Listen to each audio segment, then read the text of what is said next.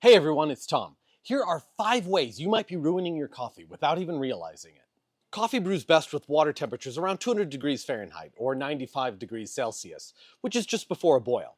But it's possible your water temperature is not high enough. Even if you set your kettle to around 200 degrees Fahrenheit, by the time the water goes down the spout, through the air and onto the coffee, it's cooled considerably. For this reason, I recommend getting your water to a boil and then pouring it rather quickly. It's unlikely that your water will be too hot by the time it reaches the coffee slurry.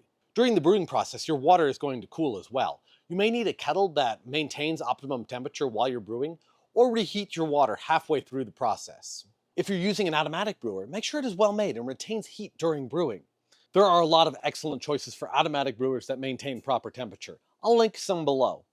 While we're on the subject of water, the quality of your brewing water can not only alter the extraction of your coffee, but change the inherent taste of your beverage.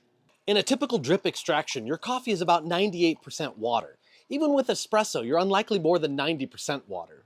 This is why it's super important to use good quality water with a balanced mineral content. Bottled water labeled drinking or spring is a good place to start. Otherwise, you can use tap water if you filter it properly.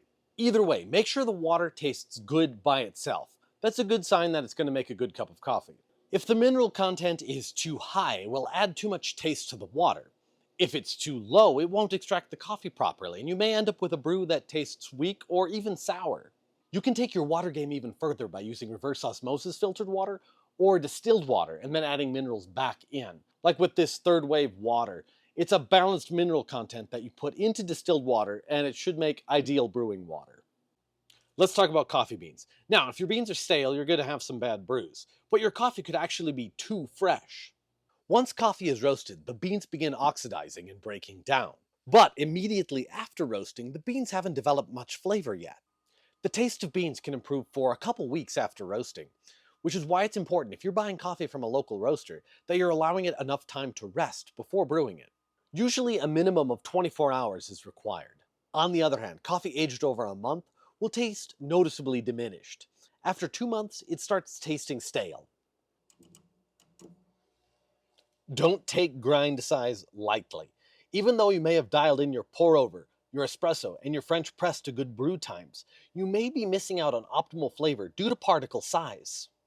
Coffee beans are a complex network of cells and pockets that trap the good flavors and sometimes hide the ugly ones. Adjusting your grind size will dramatically alter how exposed these elements are. Even subtle changes could alter your extraction.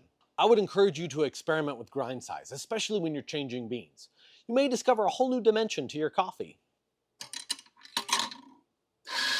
We all know you need to grind beans before you brew for optimum flavor.